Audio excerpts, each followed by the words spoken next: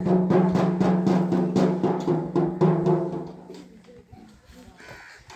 మూలంగా ప్రజలందరికీ తెలియదు ఏమనగా, మన రాజ్యంలో ఎవరైనా చిత్ర విచిత్రమైన అపురూప వస్తువులు తయారు చేసి ఉంటే అవి ప్రజలందరికీ ఉపయోగపడతాయనుకుంటే అటువంటి వారు ఆయా వస్తువులను తీసుకొని రాజుగారిని దర్శించుకొని ఆయనను ఒప్పించి మెప్పించి తగిన బహుమతులు పొందవలసిందిగా తెలిపేటహో.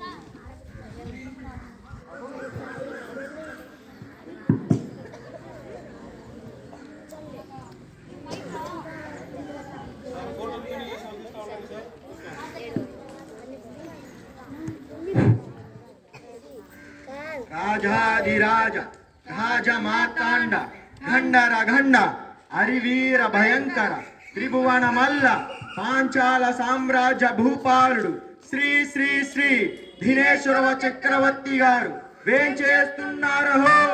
బహుపరాక్ బహుపరాక్ బహుపరాక్.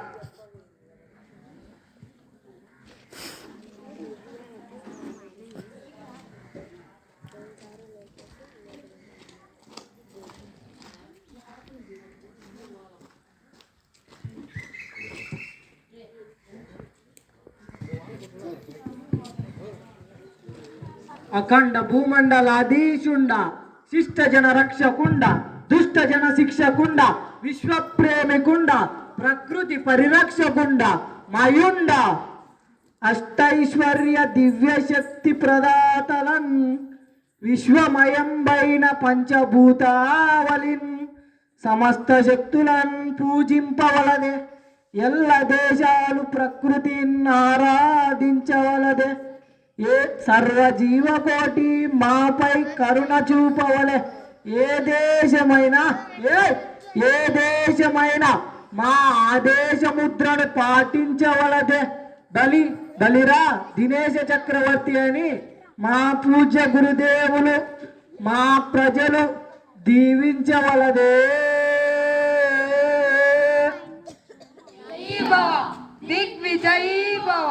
ఆసీనులు కండు. మహామంత్రి, ఏమిటి ఈనాటి సభా విశేషాలు? మహారాజా, తమరి ప్రకటన ప్రకారం కొంతమంది వ్యక్తులు తాము తయారు చేసిన చిత్ర విచిత్ర వస్తువులు తమరికి చూపించాలని వచ్చారు. సభాసదులందరూ కూడా వాటిని చూడటానికి ఊవెళ్ళూరుతున్నారు. తమ ఆజ్ఞ అయితే అటులనా? అవశ్యం, తక్షణమే వారిని ప్రవేశపెట్టండి. అయితే ఒకరి తర్వాత ఒకరు. తమ ఆజ్ఞ విన్నారుగా, ప్రవేశపెట్టండి.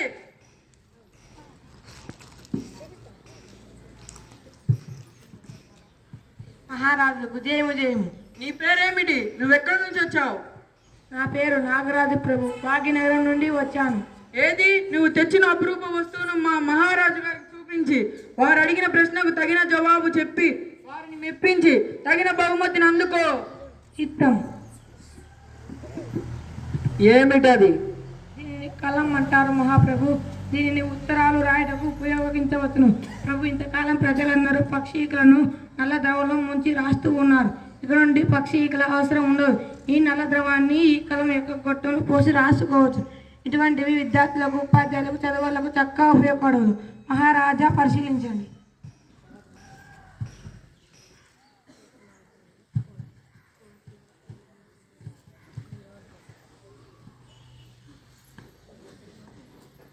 బేష్, బహు చక్కని వస్తువు తయారు చేశావు. ఇటువంటి అపురూప వస్తువు తయారు చేసిన నీకు 1,000,000 వరహాలు బహుమతిగా అందిస్తున్నాము. ఈ ధనంతో మరిన్ని కలములు తయారు చేసి విద్యాలోకానికి బాగా మేలు చెయ్యి. మహామంత్రి. నాగరాజా, ఇదిగో బహుమతి.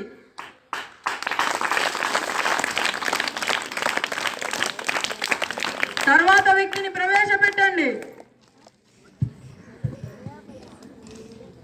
ప్రభువులకు జయము జయము. నీ గురించి చెప్పు. చిత్తం. నా పేరు చంద్రకాంత్ ప్రభు. నేను ఓర్గల్లు నుండి వచ్చాను. నేను తెచ్చిన వస్తువు పేరు పరశువేది మహారాజా. దీని పనితనం ఏమిటి? పరశువేదితో ఏ లోహాన్ని తాకినా అది బంగారమయం అవుతుంది. దానివల్ల నా ప్రజలు విపరీతమైన బంగారంతో తులతూగుతారు.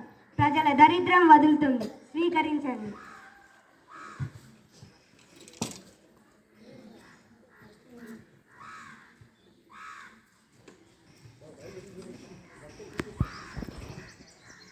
నీ ఉద్దేశం ఏమిటి? ఇప్పుడు ప్రజలందరూ దరిద్రులుగా ఉన్నారనా ఎట్లు? నీ వాచాలత్వానికి తగిన శిక్ష ఏమిటో తెలుసా? సైన్యాధ్యక్ష, ఈ దుర్మార్గుడిని ఆజన్మాంతం కారాగారంలో బంధించండి. నా ఉద్దేశం అది కాదు ప్రభు. మహారాజు గారి మాటకే ఎదురు పలుకుతావా? మూర్ఖుడా, పద.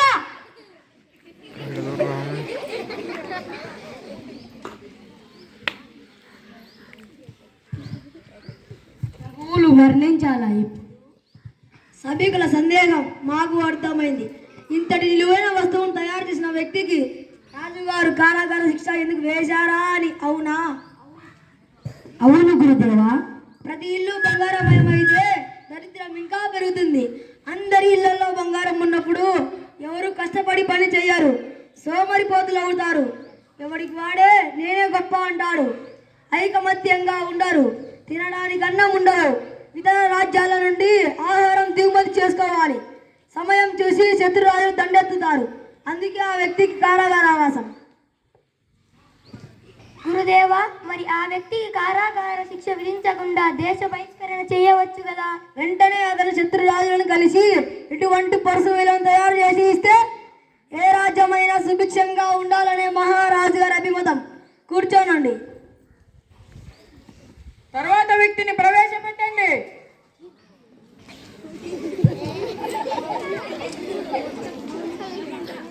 ప్రభువులకు ప్రణామం. నేను సింహపురం నుంచి వచ్చాను. నా పేరు దేవదత్తుడు ప్రభు. నేను తెచ్చిన వస్తువును తుపాకీ అంటారు. సుమారు 10 సంవత్సరాలు కష్టపడి తయారు చేశాను. దీని ఉపయోగం ఏమిటి? శత్రువులను చంపడానికి కత్తులు, గదలు వాడేవారు. అలా కాకుండా చాలా దూరం నుంచి అయినా ఈ తుపాకీతో శత్రువులను చంపవచ్చును. చాలా దూరం నుంచి చంపడానికి విల్లంబులు ఉన్నాయి కదా, మరి కొత్తగా తుపాకీ ఆయుధం అవసరం ఏమిటి? చిత్తం. బాణం దెబ్బకు తిరిగే అవకాశం ఉంది ప్రభు. కానీ ఈ తుపాకీ దెబ్బకు శత్రువులను చంపడానికి చిత్తం. బాణం దెబ్బకు తిరిగి బతికే అవకాశం ఉంది ప్రభు. కానీ ఈ తుపాకీ దెబ్బకు అటువంటి అవకాశాలు చాలా తక్కువ. అది కాక దీనితో ఒకేసారి కనీసం 50 మందిని చంపవచ్చును. బాగుంది. మంత్రి గారు, ఏది ఆ లపాకీని ఇలా ఇవ్వండి. ప్రభువులు క్షమించాడు. దీని పేరు లపాకీ కాదు ప్రభు, తుపాకీ.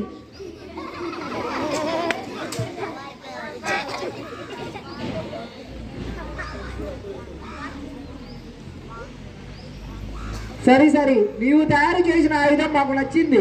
ఇటువంటి ఆయుధాలు మా ఆయుధాగారంలో కూర్చొని తయారు చేయగలవా? తమ ఆజ్ఞ ప్రభు. సైన్యాధ్యక్ష, దేవదత్తుడికి మన ఆయుధాగారం చూపించి పని ప్రారంభించే ఏర్పాట్లు చూడండి. చిత్తం. పదండి దేవదత్త. మంత్రి గారు, ఇటు రండి. మన సైన్యానికి సరిపడే తుపాకులు తయారైన తర్వాత దేవదత్తుడిని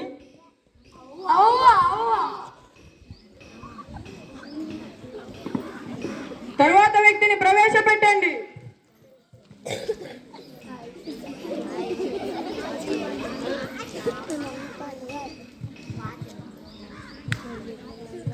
నా పేరు ఆనంద్ ప్రభు.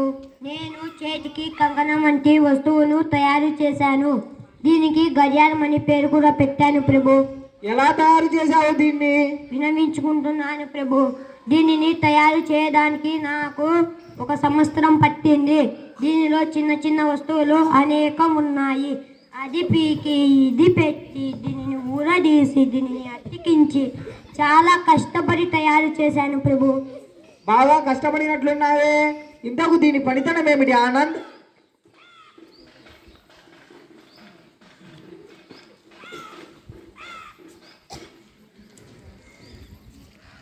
ఇంతకాలం మనం సమయాన్ని పగలు ఎండ ద్వారా రాత్రి నక్షత్రాల ద్వారా తెలుసుకునే వాళ్ళం.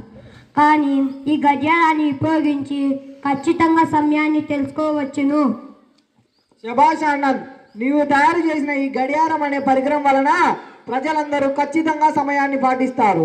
ఒక దేశం అభివృద్ధి చెందాలంటే సమయపాలన, క్రమశిక్షణ ఎంతో అవసరం. అవి రెండు నీ గడియారం వలన సాధ్యమవుతాయి అనుకుంటున్నాము. ఇందుకు బహుమతిగా నీకు 100 కోటి సువర్ణములు అందిస్తున్నాము మహామంత్రి. మహాప్రసాదం. ఇంకెవరూ లేరా?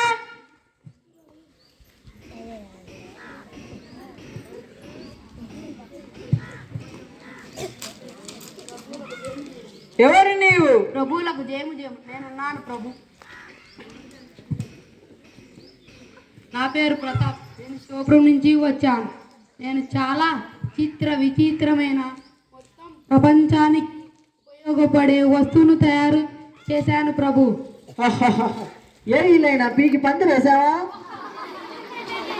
ప్రభువులు మన్నించారు. ఈ వస్తువు పేరు మోటార్ అని పెట్టాను. దీనిని ఒక యంత్రంలో బిగించి చక్రాల సహాయంతో ఆకాశంలో, నీటిలో, భూమి మీద వేగంగా ప్రయాణించవచ్చును. అవునా, చాలా విచిత్రంగా ఉంది. అంతేకాదు ప్రభు, దీనిని ఒక యంత్రంలో బిగించి చాలా తక్కువ కాలంలో ఎన్నో రకాల వస్తువులను తయారు చేసుకోవచ్చు. ప్రతాప్, ఏది ఆ మోటార్ను ఇలా ఇవ్వు.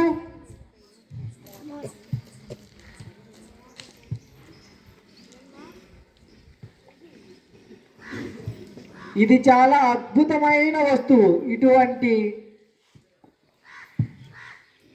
ఇది అద్భుతమైన వస్తువు కాదు నాయన, వినాశకర వస్తువు. ప్రపంచానంతటి నిదానంగా రోగాల బారిన పెట్టే మహమ్మారి. గురుదేవా, అవును చిరంజీవి, దీని గురించి ఇప్పుడే తెలియజేస్తాను. ఇదిగో ప్రతాప్, ఈ మోటార్ నడవాలంటే ఎద్దులు ఎన్ని కావాలి? దీనికి ఎద్దులు అవసరం లేదు స్వామి. భూగర్భం నుండి తీసిన రాతి నూనె సహాయంతో పనిచేస్తుంది. అది సంగతి నాయన. ఈ రాత్రి యంత్రంలో పోసినప్పుడు దాని నుండి అది మండి శబ్ద కాలుష్యం, గాలి కాలుష్యం, జల కాలుష్యం గుట్టలు గుట్టలుగా పోగొడతాయి. పీల్చడానికి స్వచ్ఛమైన గాలి ఉండదు, త్రాగడానికి నిర్మల జలం లభించదు. రోగాలు ఎక్కువై ప్రజలందరూ అనారోగ్యం పాలవుతారు. నా తొందరపాటుతనాన్ని మన్నించండి గురుదేవా. స్వచ్ఛమైన వాతావరణాన్ని పాడు చేసే యంత్రాన్ని కనిపెట్టిన వీడి కాళ్ళు చేతులు నరికివేయండి. మహారాజా, అంతటి పెద్ద శిక్ష వేయవద్దు. ఇక ముందు ఇలాంటి వస్తువులను తయారు చేయను. మహారాజా, దయ చూపండి. మయుండ,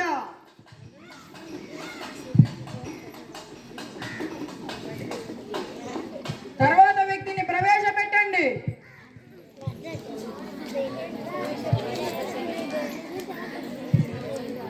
మహారాజులకు జయం జయం. నువ్వేం తయారు చేసావు? నీ గురించి చెప్పు. ప్రభు, నా పేరే విజయచంద్ర. నా పేరే విజయచంద్ర. అనంత సముద్రం నుండి వచ్చాను. నేను వ్యవసాయ దిగుబడిని పెంచడానికి తగిన మందులను తయారు చేశాను. ఏమిటవి? సూక్ష్మ ధాతువులతో కొన్ని పోషకాల పదార్థాలు మరియు పురుగుల మందులు తయారు చేశాను. ప్రభు, ఇన్ని వాడడం వలన 10 బస్తాలు దిగుబడిని ఇచ్చే పొలం 100 బస్తాలు దిగుబడిని ఇస్తుంది. మన దేశంలో ఆకలి సాగులు తగ్గుతాయి. నీవు తయారు చేసిన పోషక పదార్థాల గురించి ఆలోచించాల్సిందే. అయితే దీనికి పెద్ద మొత్తంలో నీవు చెప్పిన మందులు ఉత్పత్తి చేయించాలి. అడ్డు తాలుతున్నందుకు మన్నించాలి మహారాజా. ఏమిటి మంత్రి గారు, ఈ మందులు వాడడం వలన ఏమైనా సమస్యలు వస్తాయనుకుంటున్నారా? అవును ప్రభు, ఈ మందులు వాడటం వలన కాలక్రమంలో భూసారం తగ్గిపోతుంది. మొక్కల్లో, గింజల్లో, పండ్లలో సూక్ష్మధాతులు ఎక్కువ కాలం నిల్వ ఉండి పంట జీవన విధానాన్ని దెబ్బతీస్తుంది. అటువంటి ఆహారాన్ని మనం తీసుకున్నప్పుడు మానవ శరీర నిర్మాణం, ఆలోచన సరళిల్లోనూ మార్పులు సంభవిస్తాయి. మానవ జీవన విధానం సక్రమంగా ఉండదు మహారాజా. అవునా మంత్రి గారు? అంతేకాదు ప్రభు, ఈ మందులకు అలవాటు పడిన మొక్కలు సహజంగా పెరగలేక పురుగుల్లో నిరోధ శక్తి పెరిగి పంట దిగుబడి తగ్గిపోతుంది. పంట దిగుబడి పెంచడం కోసం రైతులు అధికంగా అప్పులు చేసి వాడిని తీర్చలేక ఆత్మహత్యలు చేసుకుంటారు. రైతులేని రాజ్యం శ్మశానం కంటే భయంకరమైంది మహారాజా. మీరు చెబుతున్నంతటి భయంకర పరిస్థితులు వీటి మూలంగా రావు ప్రభు. మయుండ, వీడిని ఉప్పు పాత్రలో వేసి ఊరబెట్టండి. అప్పటికైనా సూక్ష్మ ధాతువుల ప్రభావం ఏమిటో బాగా తెలిసి వస్తుంది. సైన్యాధ్యక్ష, ఈడ్చుకు వెళ్ళి ఈ దురాత్ముడిని.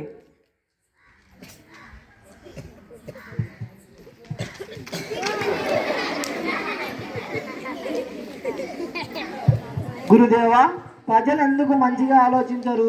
ఇన్ని చెడు బుద్ధులు గలవారు భవిష్యత్తులో ఇంకెన్ని చెడు పనులు చేస్తారో. బాధపడుకో నాయనా, మంచి పనులు చేసిన వారిని బహుమతులతో ముంచెత్తావు, చెడు చేసిన వారిని శిక్షించావు. రాజుగా అది నీ కర్తవ్యం. గురుదేవ, వారు తయారు చేసిన వస్తువులు చెడు చేస్తాయని శిక్ష పొందిన వారికే తెలియదు కదా గురుదేవా. అందుకే నాయనలారా, ఒక కొత్త వస్తువు ప్రజల్లోకి తెచ్చే ముందు దాని పర్యవసానాల గురించి ఆలోచించాలి. చెడును ముందుగానే ఊహించి దానిని మొగ్గలనే త్రించేయాలి. ఇంకొక వ్యక్తి ఉన్నాడు ప్రభు, ప్రవేశపెట్టమంటారా?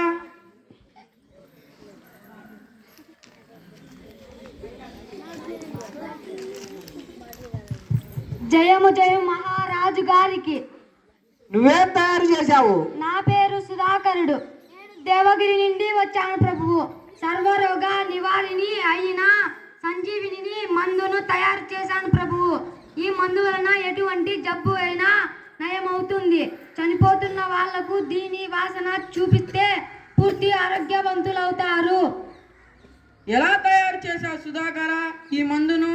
హిమాలయంలోని అనేక మూలికలు గుణాలు కొన్ని సంవత్సరాల పాటు పరిశీలించి ఎంతో మంది సిద్ధులు గురువులు సహాయంతో ఈ మందును తయారు చేశాను ప్రభువు. పరిశీలించండి.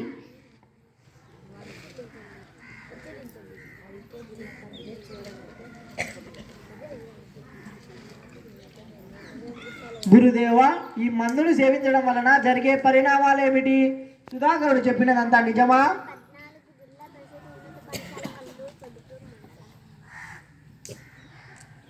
నిజమే చిరంజీవి. ఈ ఔషధాన్ని సేవించడం వలన సంపూర్ణ ఆరోగ్యవంతులు కావడమే కాకుండా యవ్వనవంతులు అవుతారు. జరా మరణాలు ఉండవు. అందువలన అర్థమైంది అనుకుంటాను చిరంజీవి. బాగుగా అర్థమైంది గురుదేవా. సేనాధిపతి, రేపు సూర్యోదయంలోగా సుధాకరుడు నాలుగు కత్తిరించి కనుగుడ్లు పీకి వరిగి. నేనేం కలగడం లేదు కదా. ఇంత మంచి మందును తయారు చేసిన నాకు ఇంత పెద్ద శిక్ష అన్యాయం. గురుదేవ, మీరైనా రాజుగారికి చెప్పి కరుణించండి.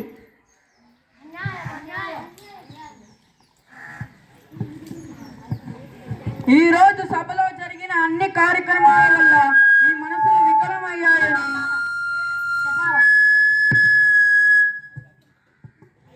ప్రభు, మాకందరికి ఏమీ అర్థం కావడం లేదు. తమరికి ఎప్పుడు ఆగ్రహం వస్తుందో, అనుగ్రహం ఎప్పుడు వస్తుందో అని తెలియక తికమల పడుతున్నాం. ఈ రోజు సభలో జరిగిన అన్ని కార్యక్రమాల వల్ల మీ మనసులు వికలమయ్యాయని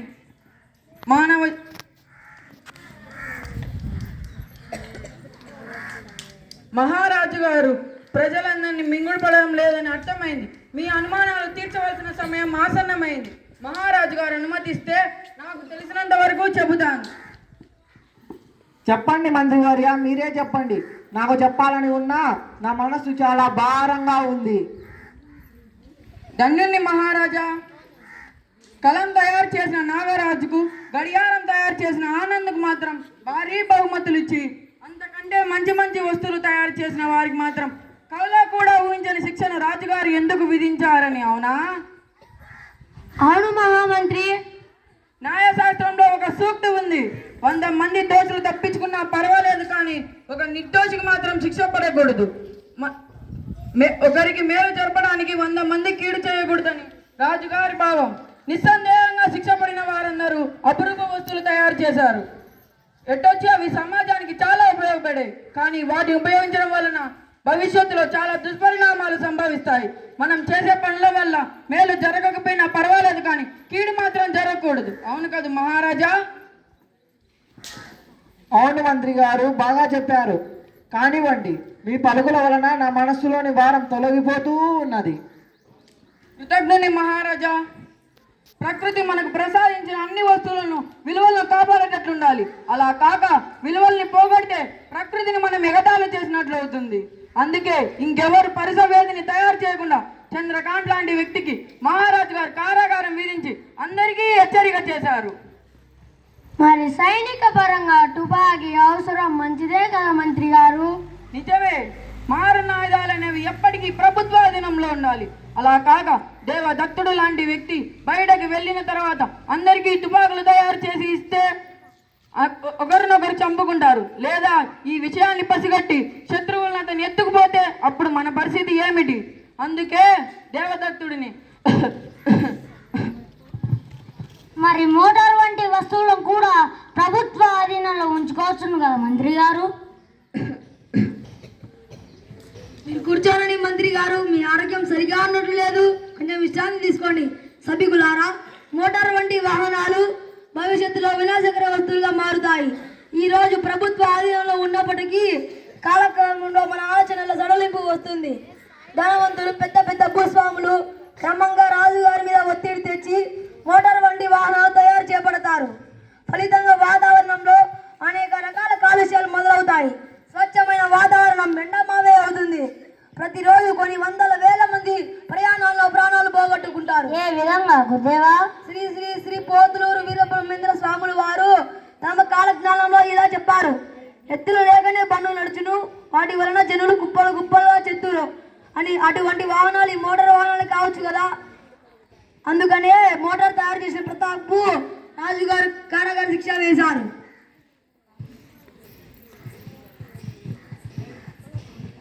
మరి పోషక పదార్థాలు తయారు చేసిన విజయచంద్రకు ఎందుకు అంత క్రూరమైన శిక్ష గురుదేవా? మంత్రి గారు ఇంతకు ముందే సెలవిచ్చారు, ప్రకృతి విలువను మనం కాపాడాలి. అధిక పోషక విలువలున్న పదార్థాలను మనం మొక్కలకు అందిస్తే వాటి ధాన్యం కానీ, కాయలు కానీ, పండ్లు కానీ తమ సహజ గుణాలను మార్చుకుంటాయి. దీనిని వీరబ్రహ్మేంద్ర స్వామి బెల్లం చేదు అవుతుంది, వేపాకు తీనవుతుందని పరోక్షంగా హెచ్చరించారు.